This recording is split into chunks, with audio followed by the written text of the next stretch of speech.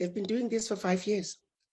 They've been holding these summits that are designed to introduce us to technology, summits that are designed to emphasize the role of technology within our Black community, summits that say, as people of African descent, we have enough of our own who are in the know.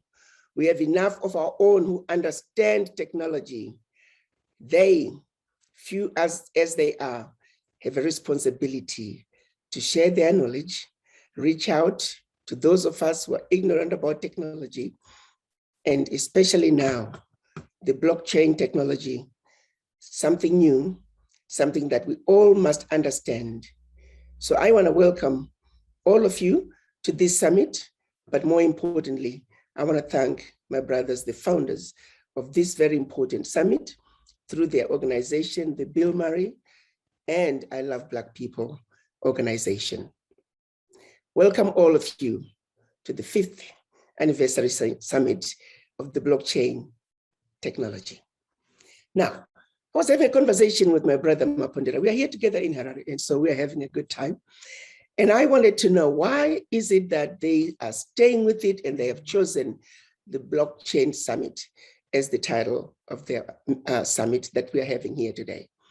And he was very quick to answer that question and explain to me that there's always a deficiency. We're always lagging behind as a people in catching on to what is really going on, particularly when it comes to technology.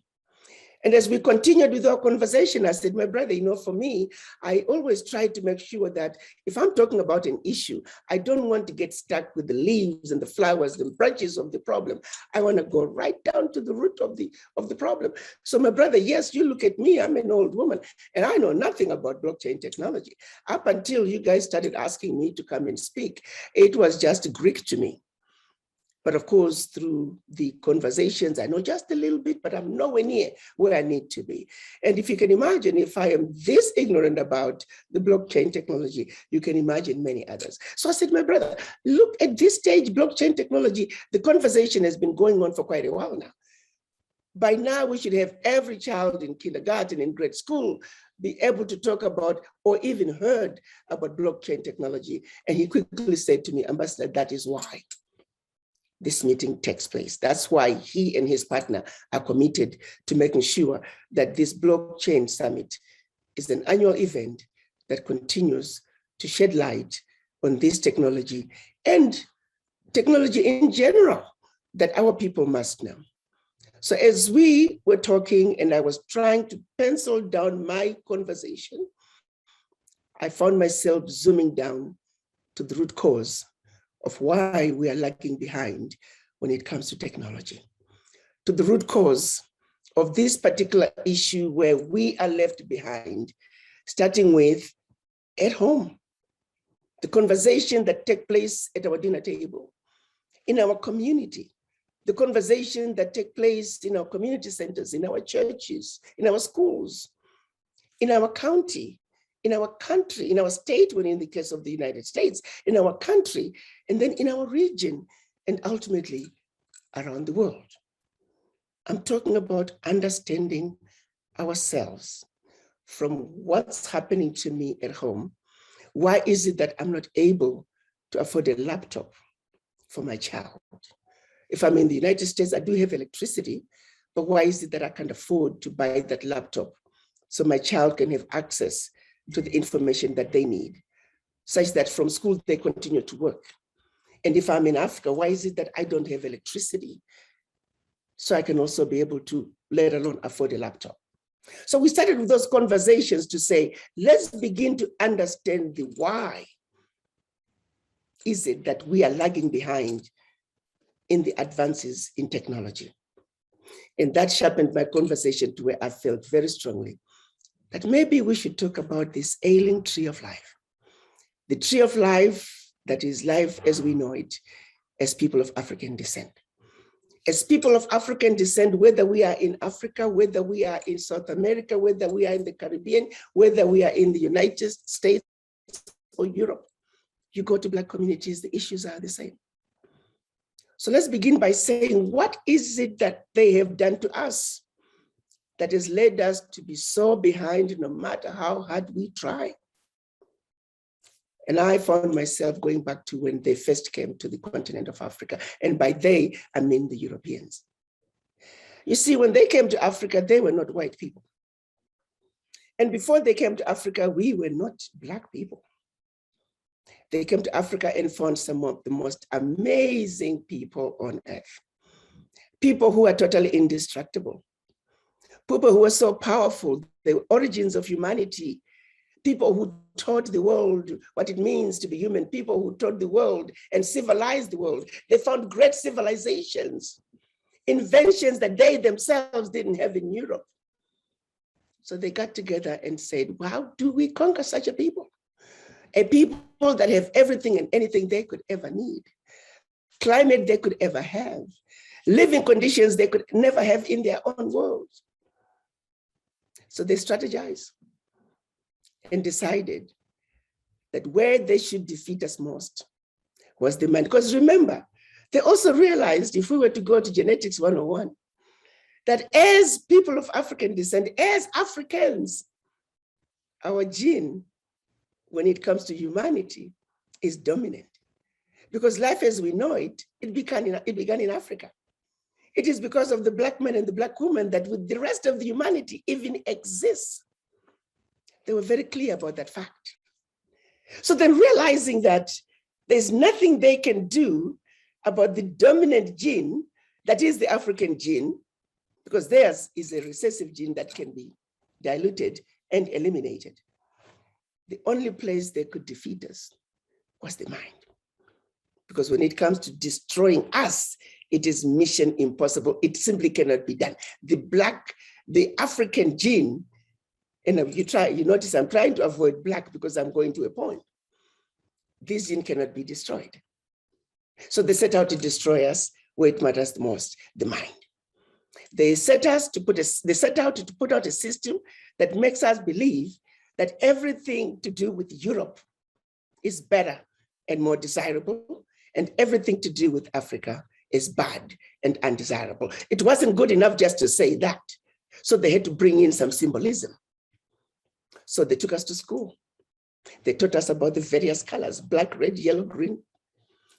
But they focused on two colors, black and white, and gave those two colors attributes.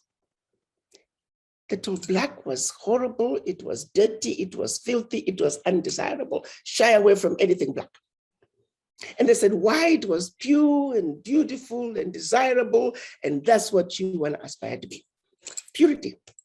So white was pure, and Black was bad, ugly, and dirty. And then they said, let's go to church. And they told us about a place called heaven and a place called hell. And they said, in heaven, you find beautiful beings called angels. They are wonderful. They do good things. They are caring and loving. And you want to grow up to be like them. And they said, oh, by the way, those angels are white. And also, while they may not look white, they're kind of pinkish. They said, never mind how we look. We are white, like the angels. Blatant lie, but we accepted it. We said, oh, okay. And then they added a caveat. They told us about Jesus Christ. And they said Jesus Christ was also white, like them. Another lie. Because we all know that when Mary and Joseph were running away from King Herod, they were told to take Jesus Christ to Egypt. Why Egypt? Because in Egypt, he would blend with others who looked like him. Because if Jesus Christ was white, they would have sent him to Europe, where he would blend with others who looked like him. But he was definitely a dark-skinned man. So they said, go to Egypt and hide. So we know that's another lie. And then they turn around and say, oh, by the way, there's a place called hell. And in hell, there's a being called a devil that does horrible things. You definitely don't want to be associated with the devil. And by the way, you people, you're Black, just like the devil. You may not look Black, like the color Black we taught you in school, but never mind that. You're Black like the devil. And so it is. We said, okay, again. So it is, the white people are like the angels, like Jesus Christ. So when we go to church, we are worshiping Jesus Christ. We're worshiping the angels. And subliminally, by so doing, we are worshiping them. And we're denouncing the devil. And by denouncing the devil, we're denouncing ourselves. The seed of self-hate was sown. Centuries ago, my brothers and sisters, that lie remains today.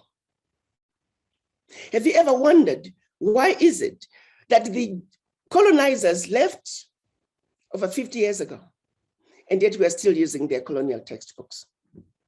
What is stopping the ministers of education in Africa from rewriting the textbooks, from rewriting the history and teaching our children the truth and nothing but the truth? As we speak today, we have thousands of our ancestors' body parts that are sitting in jars in European basements all over Europe. If you're colonized by the British, they are in the British basements. The Germans, the French, the Portuguese, you name it. Why is it that we are incapable of saying, listen, Britain, listen, Germany, listen, France, all colonizers? The remains of our ancestors must be brought back. We want them, and we want them now. We're giving you 2 weeks. If you don't bring the remains of our ancestors for proper burial, all your citizens, they have 2 weeks to get out. Let's see how quickly those remains will come back. As we speak, our ancestors are classified as trophies of conquest.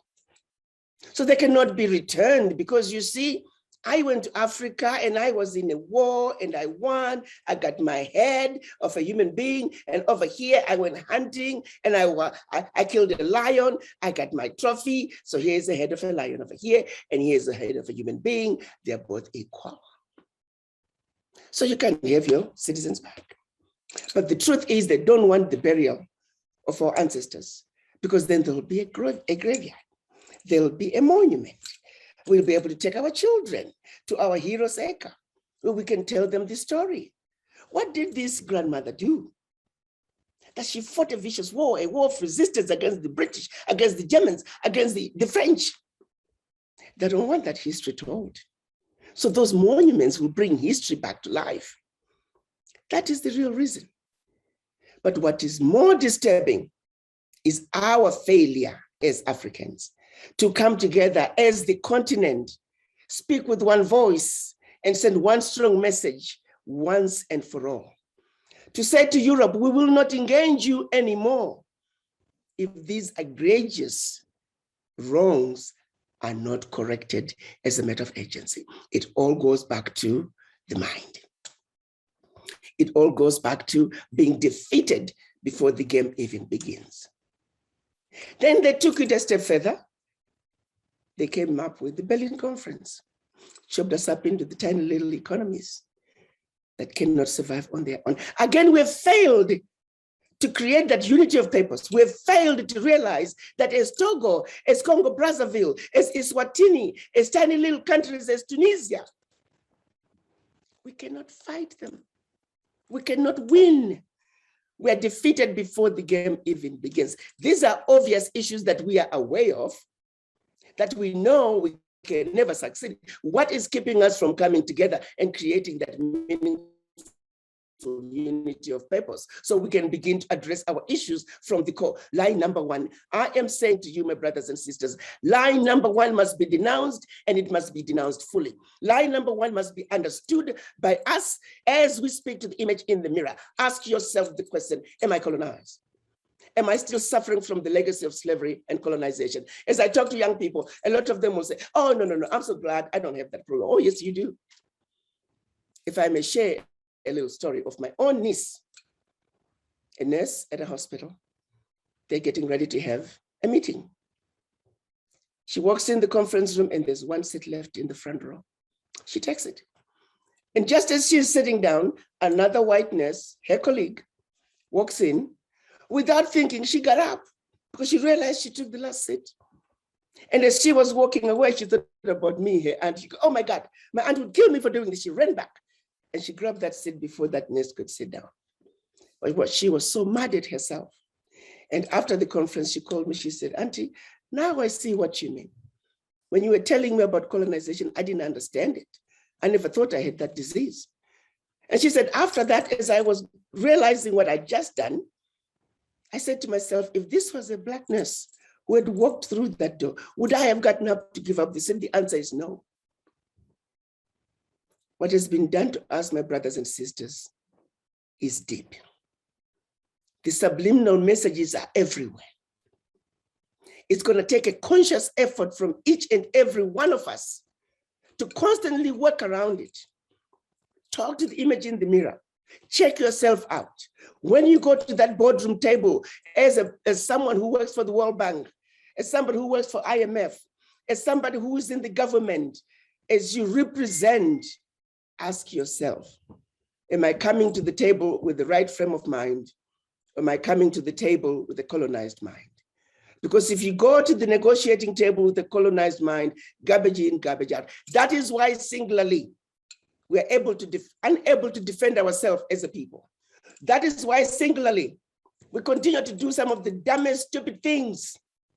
Situations that we can stand up and push back and fight and defend our Africa. We're unable to do it because we're afraid of the white man.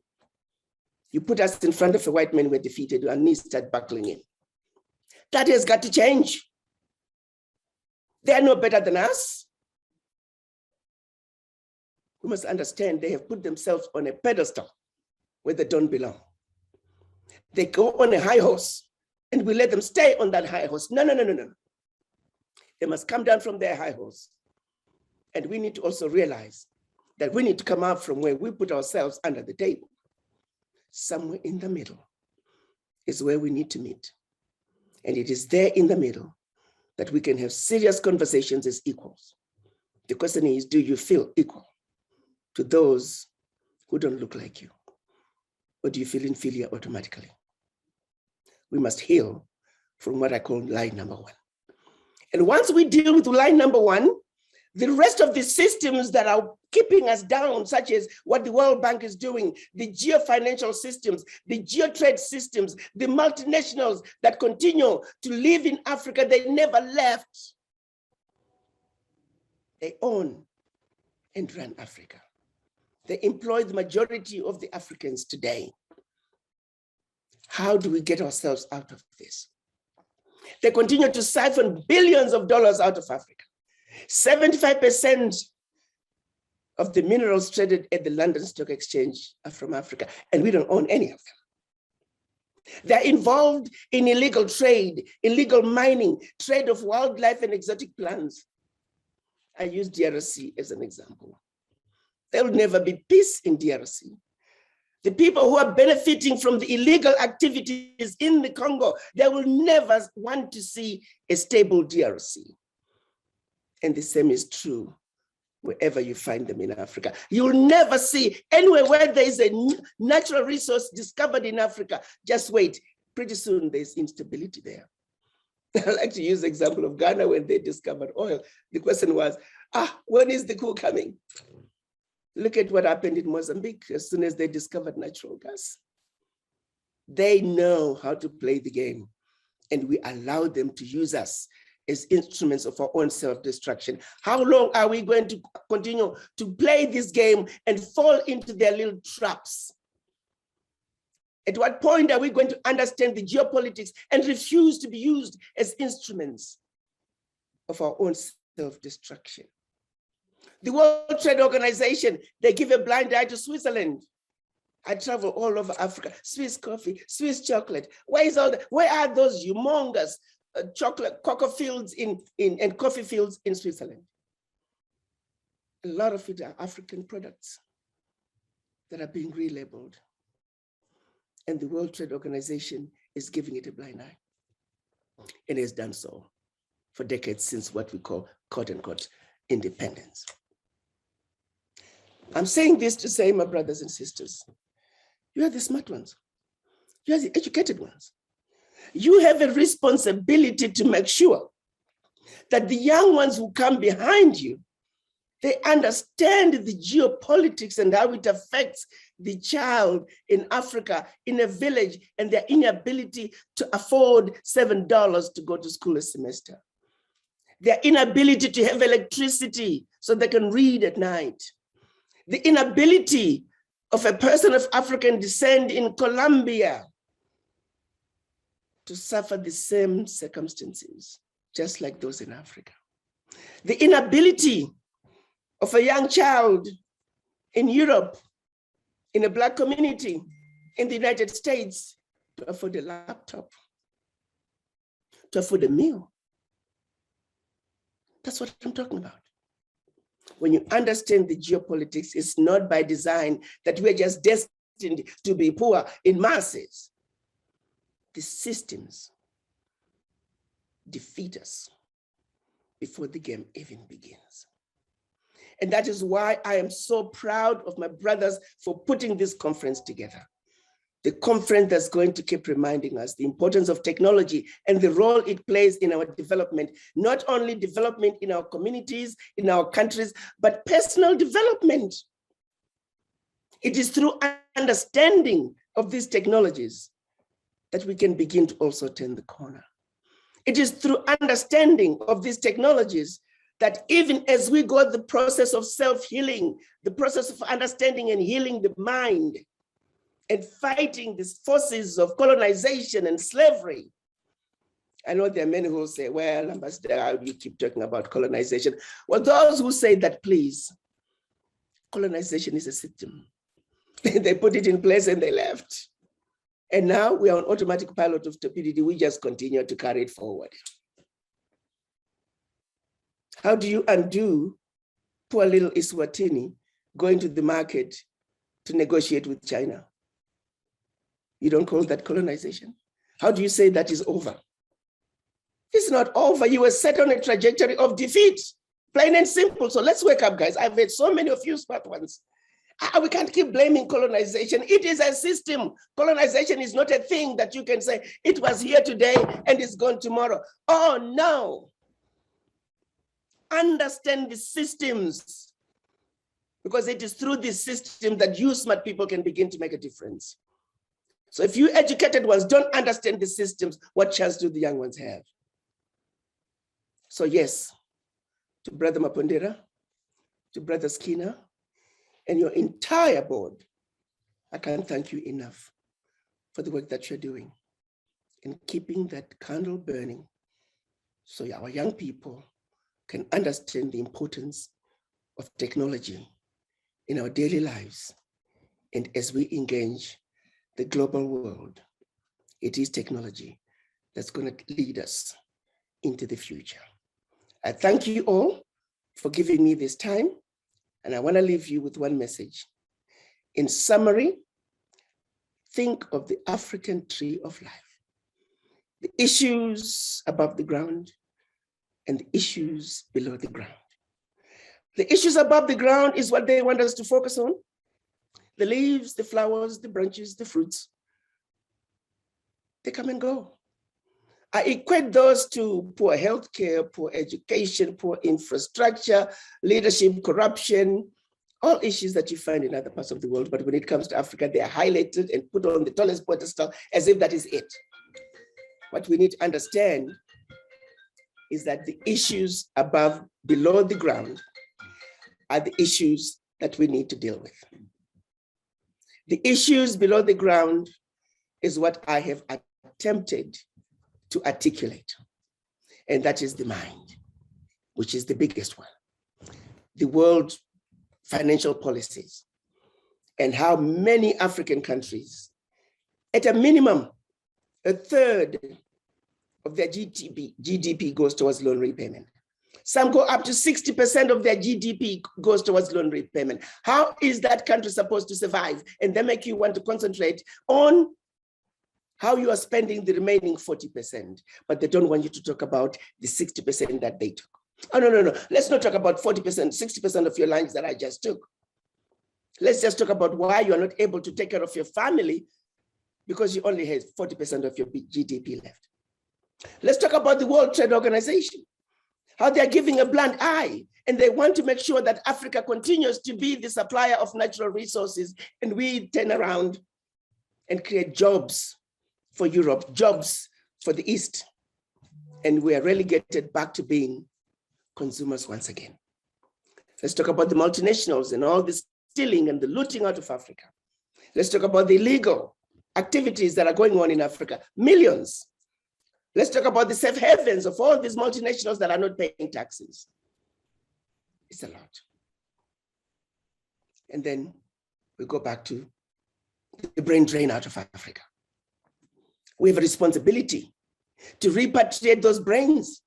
Africa today, as we stand, not a single country has the ability to build an airport, has an ability to build a railway line. But collectively, we have that ability, but we're divided. So it is, we're constantly, as individual countries, we are looking to the east, we are looking to the west, and completely bypassing our children, because our children are not united. So let's understand the issues of the root, because when those issues of the root are addressed, the issues above the root can disappear. France taking over $500 billion out of Africa every year, 14 countries. Can you imagine? The watchdogs, corruption watchdog, they say 50 billion gets out of Africa every year from corruption. Well, let's double that. Let's say those who are stealing from Africa, let's double it.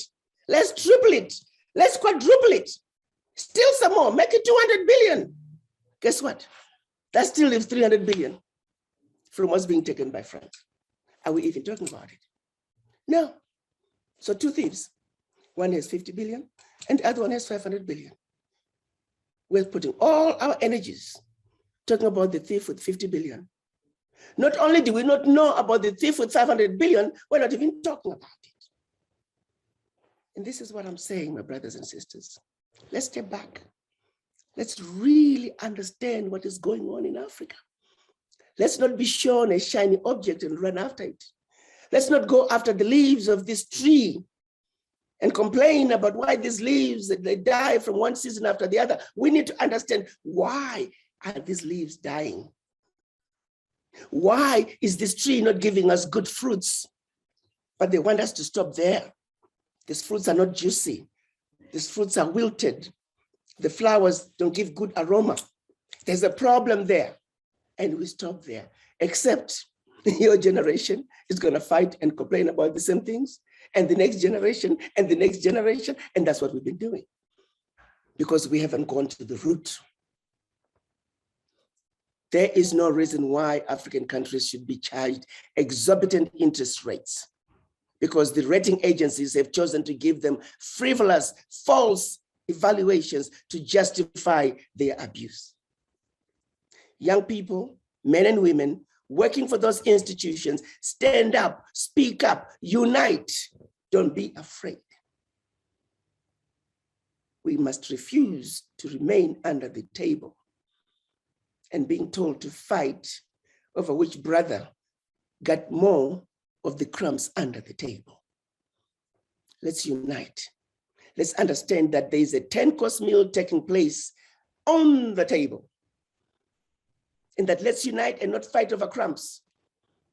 And let's demand to be on the table. In fact, we don't even need to demand. Let's just grab a seat and be on the table and get rid of those people. Remind them that they are in our house, having a 10-course meal on the table, and that we're the ones serving them that meal.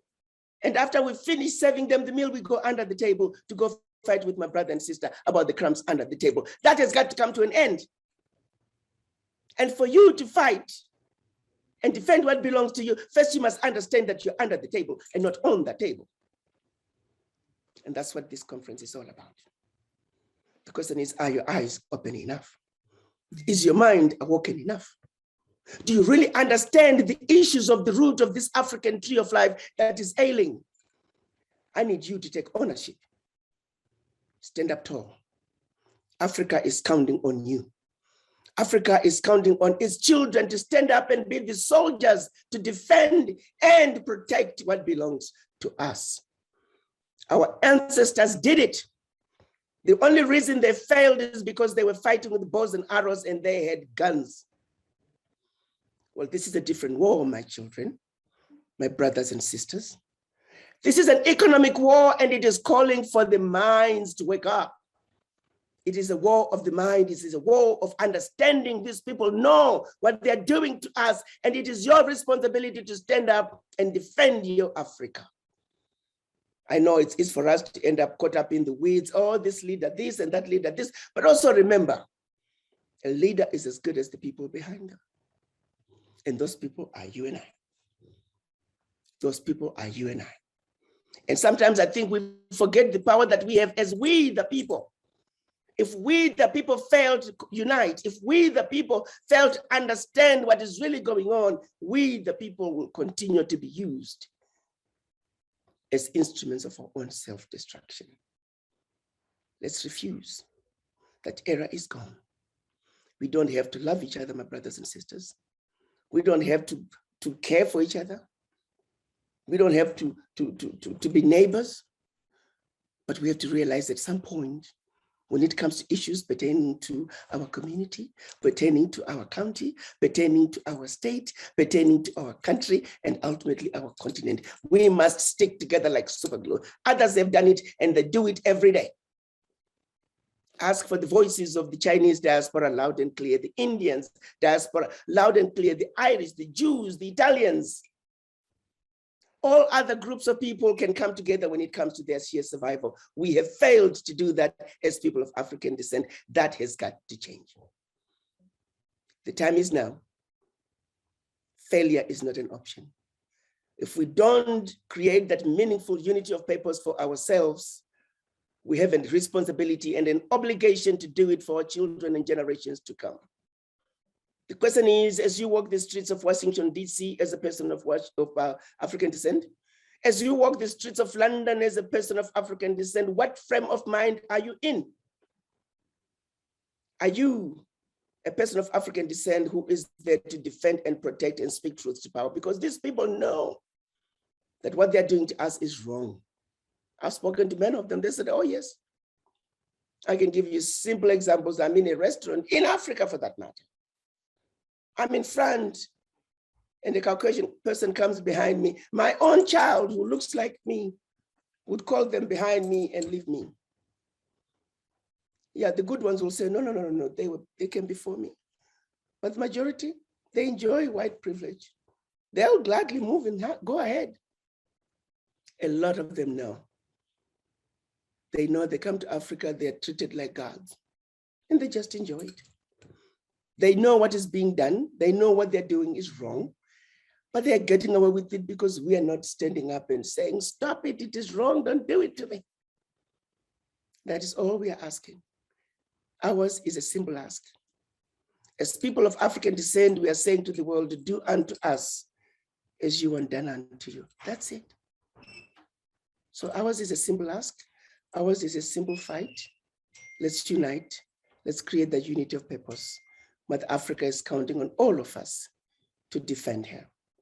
Thank you. Enjoy the conference.